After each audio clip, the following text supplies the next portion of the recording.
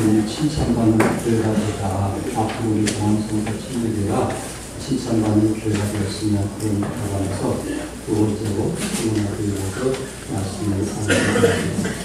오늘 책을 잠깐 보시면 왜 그 에베소 교회를 먼저 했을까? 그것은 여러분 지금 보신 대로 이 관모성이라고 하는 나오기가 제일 밑에 조그만 섬이 있는데 대만처럼 조그만 섬이죠.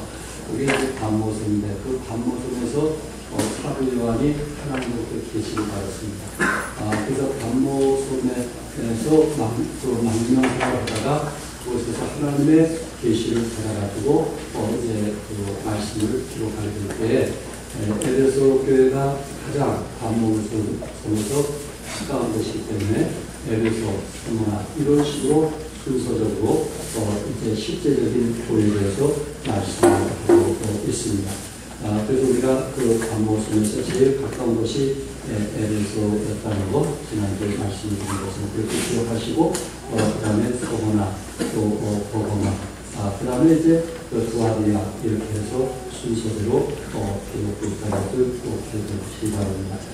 중요한 것은 이 라오디게아나 두아디라 사대 같은 교회들은 그 도시가 하나같이 이제 이 좋은 환경에서 또한 부유한 도시였다는 사실입니다. 그럼에도 불구하고 그 부유한 도시 여인룸 속에서 살아가는 교회들은 오히려 주님께서 책망을 하셨고 오늘 말씀드리고자 하는 서문학교회는 너무 어렵고 힘든 교회였습니다. 그리고 환경에 그렇게 신앙생활하기가 좋지 않은 그런 환경 속에서도 예수님에게 칭찬을 받는 교회였던 것입니다. 그러니까는 한마디로 우리의 생활이 남들보다 좋기 때문에 믿음이 좋다. 그렇게 말할 수는 없다는 것입니다. 우리가 남들보다 많이 배웠기 때문에 신앙이 좋다. 그렇게 말할 수는 없다는 것입니다. 꼭 그렇게가 다는 아니겠지만은 그러나 일곱 교회를 볼 때에 여러 가지 여건상 신앙생활하기 아주 좋은 그런 환경을 가진 교회는 예수님으로부터 책망을 받게 되었고 오히려 그 도시로부터 신앙생활하기 너무 힘들고 어려운 그곳에 세워진 교회는 오히려 칭찬을 받는 교회가 되는데 바로 서문학 교회가 그렇게 칭찬을 받게 되었습니다. 특별히 우리가 살아가면서 그래서 가진 것이 결코 우리의 신앙의 어떤 성숙을 얘기할 수는 없다라는 것을 말씀을 드립니다. 모든 미국인들의 생활 속에 경종을 남긴 사건이 하나 있었습니다. 그것은 1923년 어느 날 미국의 시카고, 미국의 중심지인 시카고에 있는 에드워드 비치 호텔에서 그 당시 미국의 최고 부자라고 하는 갑부들만 모여서 회의를 하게 되는데 미국에서 가장 갑부, 우리나라 같은 이제 이건희 씨나 정재현 씨 그런 분들을 대표로 할 수 있겠지만은 이런 갑부들 7분이 모여서 회의를 했는데 그분들 자산을 다 합치면 미국 전체 국보를 능가할 정도로 천만 재산을 가진 사람들이 그곳에 모이게 되었고 그리고 모든 사람들이 어떤 회의를 하느냐에 따라서 미국의 경제가 좌지우지하기 때문에 관심이 많았다고 합니다. 그런데 그들이 모여서 그곳에서 회의를 하고 그리고 한 기자가 25년이 지난 후에 그렇게 부를 자랑했던 저들이 어떤 삶을 살 것인가 25년이 지난 후에 저들의 생애를 추적해서 발표를 했는데 첫 번째 사람 강철회사 사장인 찰스 수원이라고 하는 사람은 25년 후에 보니까 한 푼도 없는 거지가 되어서 죽었다고 합니다. 두 번째로 밀동산업 거부가 됐던 RC 카툰이라고 하는 분도 사업이 파산이 되어서 모든 것을 잃어버리고 그가 인도할 때는 아무도 지켜보지 않는 채 죽었다고 합니다. 세 번째, 뉴욕은행의 총재였던 리차드 이튼이라고 하는 사람은 자기를 둘러싼 여러 가지 상황이 잘못돼서 결국 감옥에서 고독하게 여생을 보냈다고 하고 네 번째, 미국의 재무장관까지 지냈던 앨버트 홀이라고 하는 사람은 감옥에서 막 보석으로 풀려나와 집에서 자신의 죽음 인종을 기다리고 있었다고 합니다. 다섯 번째 사람 윌 스트리트에 회장했던 제이시 리버 모아라고 하는 사람은 자살로 인생의 막을 내리게 되었고 여섯 번째 사람 국제은행의 총재였던 리온 프레이저 역시 자살로 자기 삶을 마치게 되었고, 7번째 사람 부동사업계에서 거부였던 이반 크루커는 자살 미수로 병원에서 치료를 받고 있었다. 그들이 그 미국의 이 경제를 좌지우지하던 그런 사람이었는데 25년이 지난 1948년 저들의 그 종말은 너무나 비극적이었다 하는 것이 미국 사람들에게 큰 충격을 던져주었다는 것입니다. 그가 세상의 부유함이라는 것은 결코 자랑할 것이 아니구나, 잠시 있다 사라지는 안개와 같다는 것을 미국 사람들에게 보여준 것입니다. 여러분, 우리가 살아가면서 때로 부유함이 하나님 앞에 믿음의 생활하는데 걸림돌이 될 수도 있다는 것입니다. 우리가 살아가는 데서 우리의 형편과 생활 수준이 오히려 신앙의 기름돌이 되면 얼마나 좋겠어요.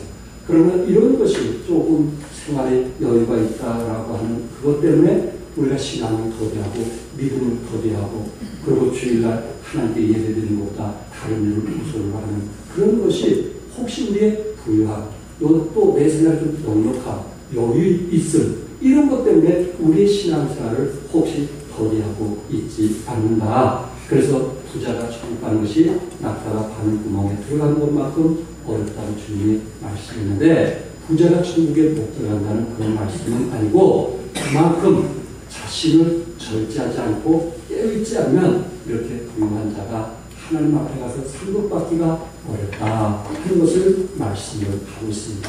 다른 그렇지 않지만 대부분의 사람들이 조금 생활에 여유가 있으면 교만할 수도 있고 그리고 주장하고 고집도 부리고 그런 경우들이 없지 않아 있지만, 여러분과 나는 칭찬받는 성도가 되기 위해서는 우리의 생활이 참 다른 사람보다 낫던 그러고 또 겸손하고 온유한 사람들이 될 수 있기를 바랍니다.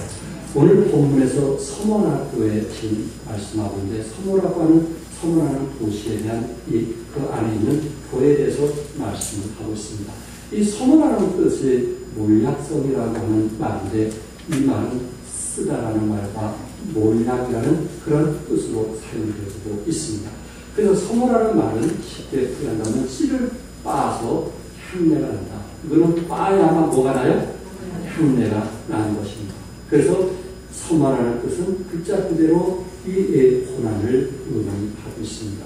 이 서머라는 단어와 같은 의미에서 사용되어진 게 성경에 찾아보면 세 군데가 있는데, 그 중에 한 가지를 말씀을 드리면 마가복음 15장 23절에 몰약을 탄 포도주를 주었으나 예수께서 받지 아니하십니다. 여기 몰약이라는 말이 서머나와 같은 단어로 사용되고 있습니다. 그래서 이 몰약이라는 것, 이것은 그 당시 서머나에서는 이 바삼초라고 하는 것이 유명했는데, 이 바삼초라고 하는 것은 진통제로서 쓰이는 풀입니다. 이것을 이제 그 외국에 수출을 많이 하게 되었는데, 이 바삼초라고 하는 것이 결국 진통제로서 여기에 몰약이라 하는 말로 사용이 되어졌습니다. 그리고 서머나 이 교회에서 신앙생활하기가 얼마나 힘들었는지, 이 서머나 도시는 우상숭배와 황제숭배로 유명한 것입니다. 주후 195년에 세계에서 처음으로 로마 여신과 로마 신을 위한 신전을 세운 곳이 바로 서머나 도시입니다. 그리고 이 서머나 이 도시는 특별히 로마와 물론 로마로부터 정복을 당했지만 로마와 아주 친로마적인 관계를 갖고 있었기 때문에 황제인 가이사 숭배의 중심제가 되었습니다. 그래서 저들은 그 황제를 우리의 주인이다 하고 늘 고백하면서 살아가는 것이 바로 서머나 도시 사람들입니다. 그리고 그곳의 유명한 거리, 우리나라 같으면 또 명동거리라고 말할 수 있는데, 그 한국 아닌데 그 거리는 구벨러 신전, 제우스 신전, 아폴로 신전, 네메시스 신전, 아프로디테 신전, 아스클레피오스 신전, 이런 여러 신전을 이제 모셔다 놓고 섬기는 그런 도시다 보니까 우상숭배고, 또 이 나라가 이 로마와 또한 이제 그 관계가 좋은 그런 친로마적이다 보니까 예수 믿는 사람들을 당연히 핍박할 수밖에 없고, 그리고 예수 믿는 사람들을 이제 거기서 살지 못하도록 하는 그런 모습을 보게 되고, 또한 예루살렘에서 유대인들이 많이 이주해 오면서 이 유대인들이 오히려 예수 믿는 유대인들을 핍박하는, 시험하는 이런 경우들을 볼 때 너무 힘들고 어려운 상황 속에서도 저는 끝까지 믿음을 지켰던 것을 볼 수 있습니다. 그래서 우리는 서머나라는 단어가 고난이라는 의미가 있고, 서머나 교회는 결국 숭배하는 교회다, 이렇게 말씀을 드릴 수 있습니다. 그러면서도 어떻게 서머나 교회가 칭찬받는 교회가 됩니다.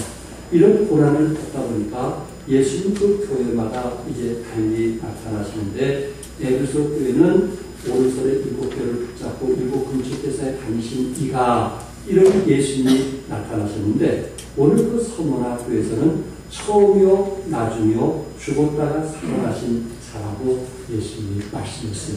그러니까 예수님은 죽었다가 다시 살아난 자가 지금 어디에 나타나셨다고요? 서머나 교회에 나타나신 겁니다. 왜 그랬을까요? 서머나 교회는 환난과 시련이 너무 많았고, 또한 그들을 예언대로 숭배하는 사람들이 너무 많다 보니까 부활하신 예수님만 오실 때 저들을 이루할 수 있었기 때문에 그렇습니다. 그래서 서머나 교회는 한마디로 고난받는 교회였다, 그렇게 말씀을 드릴 수 있고, 이 고난받는 교회에게 용기와 힘을 줄 수 있는 것은 누가 하십니까? 바로 부활하신 누구만이? 예수님만이 저들에게 용기와 힘을 줄 수 있다라는 의미에서 말씀하고 있습니다. 이 서머나 교회는 예나 지금이나 부유한 도시예요. 생활이 넉넉해요. 그래서 지금 그 현재 터키에서 그 이스탄불, 앙카라는 도시가 있는데, 바로 지금 서머나, 그 이름은 이즈밀이라고 하는데, 이 이즈밀이라고 하는 그 도시도 지금도 역시 부유한 도시로 알려지고 있습니다. 그러다 보니까 과거 사도시대에도 에베소에 맞먹는 큰 도시여서 아시아의 보석이라 이렇게 불려지게 되었고, 그리고 저들은 늘 이런 부유한 생활을 하다 보니까 매사에 서머나 도시는 최고의 도시가 되었던 것입니다. 그래서 그들은 최고, 그리고 1등, 그리고 어떤 경쟁에서도 항상 승리한다는 이런 생각을 갖고 있었기 때문에 우리 예수님이 나타나시고 어떻게 나타나는지 아시죠? 나는 처음과 나중이다. 너희들은 처음 그렇게 시작할지 모르겠지만은 결과적으로 끝은 그렇지 않을 것이다. 그러나 우리 주님은 처음과 나중에 같은 분으로서 저들에게 현현해서 말씀을 하고 있는 것입니다. 두 번째 예수님의 칭찬은 계시록 2장 9절에서 보는데, 우리 주님께서 칭찬하시면서 특별히 그 책망이 없던 교회는 빌라델피아 교회와 서머나 교회, 이 두 개, 7교회 중에서는 두 교회가 뭐가 없었어요? 책망이 없었습니다. 그러면서 우리 주님이 칭찬하시는데, 2장 9절에 보니까 주님은 환난당하는 자들에 대해서 내가 알고 있다. 그러니까 서머나 교회는 그 주위로부터, 우상숭배로부터 얼마나 많은 환난을 당하고 있었는가 하는 것을 우리는 보게 되는데, 이 환난이라는 말은 억압이라는 뜻으로서 큰 바위를 사람 위에 올려놓고 죽을 때까지 기다린다는 그 뜻이 환난이라는 의미에서 나오는 얘기입니다. 서머나 교회가 얼마나 많은 환난을 당했는가, 당시 네로 황제가 행한 그 핍박이 얼마나 심했는지 산채로 역청에 말아 불붙여 정원을 밝힐 횃불로 사용했다고. 사람을 역청으로 말아가지고 불피는 햇빛, 예수 믿는 사람들을 정원을 밝히는 햇불로 사용했다니 참 얼마나 우리가 볼 때 마음 아픈 일입니까? 그리고 야생동물 가죽으로 옷을 만들어 이 성도들에게 입혀서 자기 사냥개를 풀어 그들을 찢어 죽이게 했고, 그리고 바늘로 온몸을 찌르는 등 심한 고문을 했고, 샘물을 몸에다 부었으며 벌겋게 다른 놋 접시를 가장 민감한 곳에 갖다 붙였고, 그리고 눈을 빼며, 그리고 고통을 길게 하기 위해서 손과 발을 태우며 온몸에 찬물을 끼얹어 붓기도 했다고 합니다. 얼마나 많은 어려움과 시련을 당하는가. 중요한 것은 예수님이 그것을 아시고 계신다는 것. 정말 저들이 주님을 위해서 최선을 다했고 주님을 부인할 수도 있고, 그리고 주님 없이 살겠다고 주님을 떠날 수도 있음에도 불구하고 저들이 끝까지 참 믿음을 지킴으로 이런 많은 환난과 어려움 속에 있는 것을 주님이 하신다고 말씀했습니다. 그들은 신앙을 지키기 위해서 지하 땅속에 굴을 파서 거기에 숨어 살았는데, 어떤 이는 거기서 태어나서 한 번도 태양을 보지 못하고 거기서 죽기도 했다고 합니다. 이 지하동굴의 이름이 뭔지 아시죠? 뭐예요? 지하동굴? 이 이름이 카타콤이라고 하는 것입니다. 이 학자들이 동굴의 길이를 재어봤더니 885km에서 1207km나 된다고 합니다. 1207km. 여기서 부산까지 500km를 경자면 갔다 오고 또 갈 수 있는 그런 1200km가 되는 그 굴을 파가지고 거기에서 그 내장된 시체 수가 350만 명에서 600만 명. 우리 서울 도시에 1200만을 잡는다면 얼마나 되는지 아시겠죠? 600만 명. 한 1000만만 잡아도 반이 넘는 그런 사람이 거기서 신앙생활하다가 죽고 신앙생활하다가 죽고 그래서 그들의 평균 수명이 어느 정도인가 하는 것을 조사해 봤더니 40세나 그렇게 했어요. 저들이 태어나서 한 번도 맑은 공기와 햇볕을 제대로 공급받을 수 없었기 때문에 참 생명이 길지 못하고 40세에 죽어가는 사람들이 많았어요. 저들은 끝까지 주님을 사랑했던 사람이고 끝까지 믿음을 지켰던 사람이고 끝까지 부활하신 하나님을 의지했던 참 그 신앙 때문에 저들은 환난을 마다하지 않고 기꺼이 참 환난을 당했던 것을 보입니다. 오늘 북한의 지하교회 교우들의 환난과 궁핍을 한번 생각해 보십시오. 국제 선교 단체들은 북한의 기독교 인구가 약 40만 명이 된다고 추정하고 있습니다. 40만 명.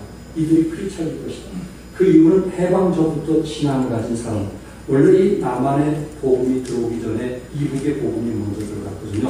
그래서 평양과 개성에는 많은 크리스찬들이 있었습니다. 그래서 해방 전부터 신앙을 가진 사람들을 비롯해서 1990년대 이후 친척 방문으로 중국에 왔다가 기독교를 접하거나 한국의 기독교 방송을 듣고 자생적으로 기독교인이 된 사람들을 보니까 한 40명이 넘을 것이다. 이렇게 선교단체에서 말하고 있고, 그리고 최근 국제선교단체인 오픈도어즈에서 북한의 기독교인들이 약 4만에서 6만 명 정도가 강제노동 수용소에서 수감되어 있다. 이렇게 발표가 되고 있습니다. 저들 예수 믿는다는 이유 때문에 강제노동 수용소에서 수감되고 있습니다. 겨우 먹고 겨우 생활할 정도로 살아가고 있습니다. 그래도 저들은 하나님을 의지하고 있습니다. 또한 저들은 믿음을 가지면서 또한 다시 오실 주님을 바라보면서 기꺼이 수용소에서 살아가는 저들을 볼 때 참 우리는 얼마나 평안 속에서 예수 믿는다는 것을 아시겠죠? 여러분, 중요한 것은 그들이 환난 당하고 그들이 어려움 당하는 것을 누가 아신다고요? 주님이 아신다고 말씀을 했습니다. 두 번째로 주님은 경제적인 어려움이 있는 자들을 안다고 말씀을 했습니다. 여기 궁핍이라는 말은 부벌이라는 뜻입니다. 그만큼 서문학교의 식구들은 정말 생활이 어려울 정도로 궁핍한 속에서 생활을 했던 그런 사람인데도 불구하고 그들이 지금 선교에 동참했다는 것은 대단한 거 아니겠습니까? 물론 그들이 서문학교에 왔을 때 가난해서 온 사람도 없지 않아 있었을 것입니다. 그러나 그들이 취업을 하려고 하면은 취업을 할 수가 없습니다. 왜냐하면 조합에 가입하지 아니하면 그 조합에서 도장을 찍어주지 않기 때문에 어디 가서 취직을 할 수가 없습니다. 그래서 우상 숭배한다는 그런 그곳에 이 조합에 가입을 해야만 그들이 취직을 서머나 도시에서 취직을 할 수 있는데 역시 그들은 하나님 외에 다른 신을 섬기지 않겠다라고는 분명한 결단과 믿음이 있었기 때문에 저들은 그곳에서 가난을 면할 수가 없었습니다. 오로지 누구를 위함이에요? 주님을 위함이에요.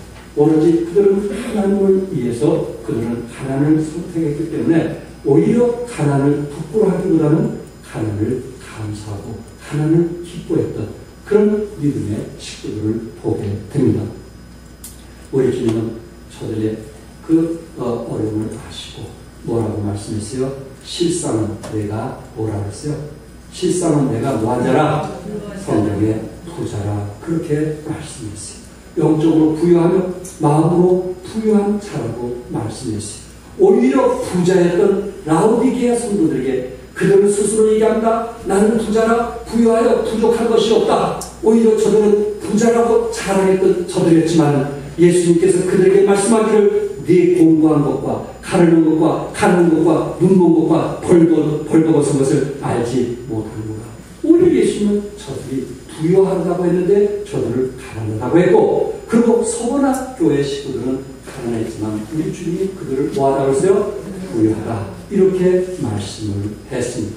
이동훈 목사님이 쓴 책 중에 한 간증이 있어서 말씀을 드립니다.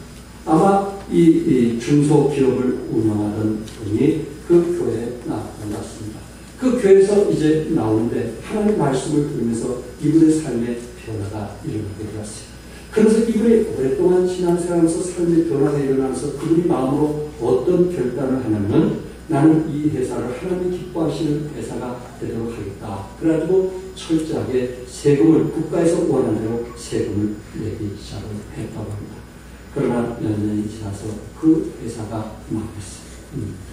목사님이 1호차 그곳에 가서 이제 기도해 주는데 오히려 그분은 오히려 당당하더라고요. 그래서 1호를 해주러 갔다가 오히려 2호를 받았다고 합니다. 왜 그러냐면 그 형제는 이렇게 얘기합니다. 목사님, 제가 5년을 하다가 내가 내 기업이 망한 것은 결국 이것은 하나님을 기쁘게 하는 것이기 때문에 저는 조금도 여기에 마음에 상하지 않습니다. 내가 정말 악을 위해서 그렇게 했다면, 악을 위해서 하다가 망했다면 내 마음이 좀 힘들 수도 있겠지만 제가 선을 위해서 한 거기 때문에 하나님 허락하는 것으로 믿고 감사하고 있습니다. 그런 거예요. 그래서 남들이 볼 때는 하나님 뜻대로 하는 사람도 망하는구나, 세금 잘 내는 사람도 망하는구나, 그런 식으로 얘기가 될 수 있었지만 그분만큼은 그렇지 않았어요. 근데 한 2달 지난 후에 그 회사에 다니던 간부, 이제 부장 정도 되는 분들이 교회에 나왔거든요. 그래서 어떻게 됐냐 했더니, 제가 알고 있는 사장이 옳은 일을 하다가 망했기 때문에 하나님을 저는 원망할 줄 알았습니다. 그리고 교회에 안 다닐 줄 알았습니다. 그런데 내가 모시던 사장이 옳은 일을 하다가 망했는데 오히려 하나님을 원망한 것이 아니고 더 열심히 신앙생활하고, 그리고 나머지 돈을 다 추스려가지고 직원들을 다 나머지 돈을 나눠주는 그런 사장을 볼 때 우리가 진정한 하나님은 이분이 모시는 분이 진정한 하나님이구나, 이분이 섬기는 예수가 진정한 예수구나. 그래서 저는 다른 데를 가기보다는 우리 사장이 믿는 하나님을 믿기 위해서 이렇게 나왔습니다 라고 얘기를 하더라고요. 그럴 때 목사님이 이렇게 성도 앞에 고백을 합니다. 그분은 나은 것이 아닙니다. 그분을 통해서 영혼들이 예수 믿고 구원받게 되었습니다. 그분은 삶을 통해서 하나님의 살아계심을 보여준 사람이기 때문에 결국 그는 가난할 수는 있지만 그 사람은 망한 사람은 아닙니다. 그렇게 말을 했다고 합니다. 그러나 몇 달 지나서 다시 그분이 그 사업이 회복이 되어서 더욱더 하나님께 영광 돌렸다는 살아있는 가능성을 저는 보게 됐습니다. 성도 여러분, 내가 아버지 뜻대로 살다가 가난할 수도 있습니다. 그러나 그것이 그 가난 때문에 우리가 원망하거나 낙심하거나 실망하지 않습니다. 아멘? 왜? 아버지 뜻대로 했기 때문에 그렇습니다. 하나님께서 분명히 우리를 축복해 주시라고 믿습니다. 세 번째, 여기 유대인들 하는 자들의 해방도 안다고 했습니다. 소모나의 그리스도인들은 가장 괴롭혔던 것은 사실 로마인들이나 소모나 도시에 사는 사람들이 아니고 유대인들이 예루살렘에서 이주해갖고 같은 동포들, 예수를 잘 믿는 이런 같은 동포들을 비난하고 조롱하고, 그리고 안식일날 그들의 안식일을 철저히 지켜야 될 그런 날도 땔감을 가지고 와서 화형에 처하도록 도와줬던 사람들이 누구냐면 유대인들이었어요. 여러분, 좀 관계없는 사람들이 그렇게 비난하고 핍박하면 그것은 이해되겠지만 가장 가까운 사람이 뒤에 가서 비난하고 조롱하고 그런 얘기가 들려졌을 때 참 그것은 너무나 감당하기 어렵던 것입니다. 그러나 우리 주님께서 뭐라고 말씀했어요? 내가 유대인들의 무지함과 이선을 안다고 했습니다. 그러면서 우리 주님께서 그 유대인들은 유대인들이 아닌 사단의 무리다, 그렇게 예수님은 말하고 있습니다. 사단은 뭐라고요? 무리다, 이렇게 말하고 있습니다. 그러면서 너희들의 어려움을 아니 너희들이 이겨 주라고 말씀했어요. 여러분과 나에게 아픔을 주는 가까운 사람이 상처를 주고 아픔을 줄 수가 있어요. 이래줄 만한 사람, 격려해줄 만한 사람, 이해할 수 있는 사람이 오히려 더 아픔과 상처를 줄 수가 있어요. 그러나 중요한 것은 그 사실을 누가 알고 계시다고요? 우리 주님, 우리 하나님이 알고 계신다고 말씀했어요. 그렇기 때문에 반드시 천국에서 우리 하나님께서 그 일을 가지고 하나님이 심판을 하시게 될 것입니다. 여러분과 내가 때로 이런 궁핍과 때로 이런 주위에 있는 비난과 고난이 있다 할지라도 누가 알고 계신다고요? 주님이 알고 계신다는 사실을 여러분들이 믿으시고 정말 끝까지 칭찬받는 여러분과 내가 될 수 있기를 바랍니다. 그러면서 이들을 책망할 것이 없었지만 그럼에도 주님께서 두 가지 권면을 하고 있습니다. 첫째는 고난을 두려워 말하는 것입니다. 너희들에게 혹시 이런 고난이 올지라도 뭐하지 말라? 두려워하지 말라고 말씀하고 있습니다. 여러분 내가 살아가면서 때로 사람에 대한 두려움, 때로 물질에 대한 두려움, 때로 어떤 그 환경에 대한 두려움이 있다면 우리의 삶을 무력화시키는 가장 파괴적인 감정이 두려움이기 때문에 그렇습니다. 두려움에 빠지면 싸워보기도 전에 패배할 수밖에 없습니다. 두려움에 빠지면 자신에게 주어진 자원과 가능성을 활용할 수가 없습니다.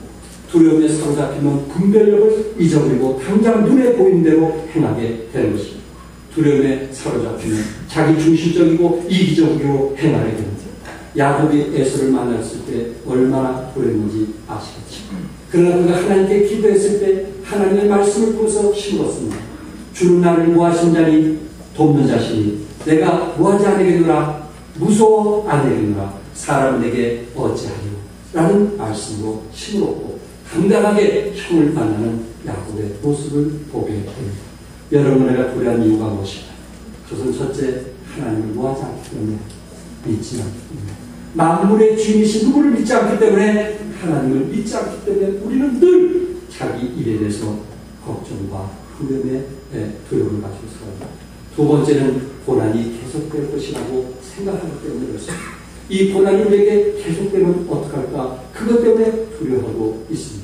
그러나 성경은 며칠간 그런 고난이 오겠다고 했어요? 며칠간, 10일간만 고난이 오겠다고 했어요. 그러니까 그 고난은 잠깐뿐이지 언젠가 그 고난은 끝날 날이 있을 것을 말씀을 하고 있습니다. 제가 이제 그 군에 입대했을 때 진해 가서 훈련받았던 기억을 합니다. 그곳에서 이제 훈련을 받게 됐을 때 그 겨울에 항상 밤 2시쯤 이 팬티만 입고 이제 직화하라는 이 훈련을 하였습니다. 그럼 모든 병사들이 훈련 과정이니까 밤 2시간, 3시간 홀로 불면 팬티만 입고 그리고 총기를 들고 이제 그 대회를 했습니다. 그리고 거기서 때로 따뜻하게 때리기도 하고 또 개울창에 그 추운 개울창에 기어가기도 하고 그리고 바다에 뛰어들기도 합니다. 그래서 그런 곳에서 참 훈련받으면서 어떤 사람은 너무 힘들어서 나오지도 못하고 그 내무실에서 오줌 싸는 사람도 있고 그것이 아니라 노이로제가 걸려서 그런 사람도 있었어요. 그러나 많은 사람들이 그것을 다 감당해 나가는 거예요. 얼마나 힘들었는지 주일만 참 예배당에 가서 그 말씀의 이유를 봤는데 그 군정님이 하신 말씀이 워낙 그런 사람이 많다 보니까 그분이 하신 말씀이 저에게 지금도 생생하게 이제 들려지고 있습니다. 고통을 받는 순간에 그 고통은 뭐한다? 지나간다는 얘기입니다. 고통을 받는 순간에 그 고통은 언젠가 여러분들이 이 훈련을 받고 이제 이등병 받을 날이 있으니 그날을 기약하면서 열심히 훈련을 받으라는 얘기였어요. 그 말씀이 저에게 얼마나 위로가 되었던지 그래 내가 지금 빠따를 맞지만 이것은 나에게 지나간다. 그 말로 저는 참 그 훈련 받으면서 큰 위로가 되었습니다. 우리 예수님은 고난 당하는 사람에게 요한복음 16장 33절에 이렇게 말씀하고 있습니다. 다 같이 읽겠습니다. 시작. 이것을 너에게 이루는 너희로 내 안에서 평안을 누리게 하려 함이라. 세상에서는 너희가 환난하거나 담대하라. 내가 세상을 이겼노라 하시니라. 담대하라. 내가 세상을 뭐했노라? 이겼노라. 우리 주님께서 우리에게 이루어주고 있습니다. 이 말씀처럼 우리에게 이루어지는 말씀이 어디 있겠어요? 이건 잠깐 여러분이 당하는 그 고통과 어려움은 이제 지나가고 있는 거예요. 지나가고 있는 거예요. 이제는 다시는 새로운 길을 보여주시게 될 것입니다. 우리는 그날을 기억하면서 너희가 환난당하나 담대하라. 내가 세상을 이겨낸다. 이 말씀으로 얻으시 바라고, 두 번째로는 권면하는 말씀에 끝까지 뭐하랬어요? 충성하라고 말씀했습니다. 충성이라는 단어를 보고사전을 쓰려니까 참 마음에서 우러나는 충성이라고 했습니다. 그리고 나라나 임금에게 바치는 곱고 지극한 마음이라 이렇게 표현했습니다. 한문에서는 마음 중심으로부터 정성을 다하여 섬기는 것으로 말하고 있습니다. 히브리에서는 이것을 확고하다는 의미로, 헬라에서는 꾸준하게 자기가 맡은 데 꾸준하게 변하지 않고 끝까지 충성하는 의미에서 사용되어지고 있습니다. 우리 주님은 이런 환난 속에서도 우리에게 권면했어요. 끝까지 뭐하라? 충성하라. 주의 비난 속에서도 우리에게 권면하고 있어요. 끝까지 뭐하라? 충성하라. 맞습니다.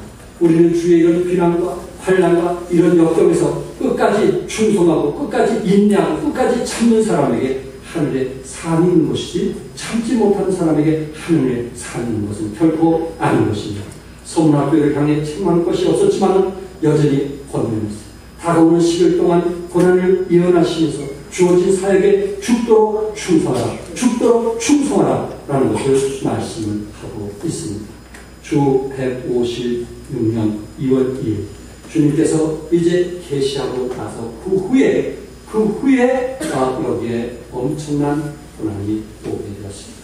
그 당시 로마 황제가 자기에게 참배하지 않는 사람은 모두 다 죽이라고 명을 내렸기 때문에 그렇습니다. 그 당시 지도자였던, 영적 지도자였던 홀갑도 11명과 함께 유대인들의 밀고로 체포를 당하게 되었습니다. 그랬을 때 참 홀갑의 인격과 덕망을 흠모하였던 총독은 제발 황제 신상하게 절하면 내가 너를 풀어줄 테니 제발 황제에게 절하는 신만 다 고개만 묵념하는 것처럼 조금만 숙여라. 그럼 내가 너를 살려주겠다. 그렇게 얘기했어요. 그랬더니 홀갑은 86년 동안 내가 섬겨온 주님, 그분은 언제나 나를 인자하게 대하셨는데 내가 어떻게 그분을 보호할 수 있겠나 하고 거절했어요. 그랬더니 만약에 네가 그렇게 하지 않으면 내가 너를 좋아하지만 너는 야수의 팔이 될 수밖에 없다. 그러니 제발 나를 도와다오 해도 거절했어요. 그래도 말 안 되니까 그럼 내가 너를 불을 태워서 너를 죽여버리겠다. 이게 얼마나 무서운지 아냐? 그러니 빨리 돌아서라고 얘기했어요.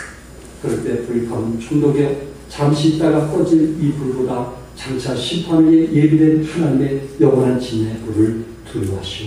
그렇게 말을 합니다. 그런 불을 태워서 참 순교하고 그리고 마지막 칼을 찔러 죽이는 그 일을 선택했어요. 홀갑은 예수님이 말씀하신 대로 끝까지 뭐 하셨어요? 끝까지 뭐 했어요? 충성했어요. 주님께서 우리 종합교회에 권면하고 있습니다. 끝까지 뭐 하기를? 충성하기를. 끝까지 뭐 하기를? 충성하기를 권면하고 있습니다.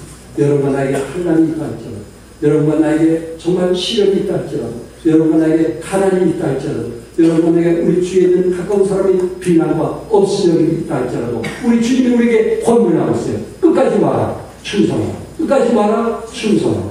여러분 내가 끝까지 충성할 수 있기를 바랍니다. 끝으로 예수님은 그 끝까지 충성한 사람에게 약속을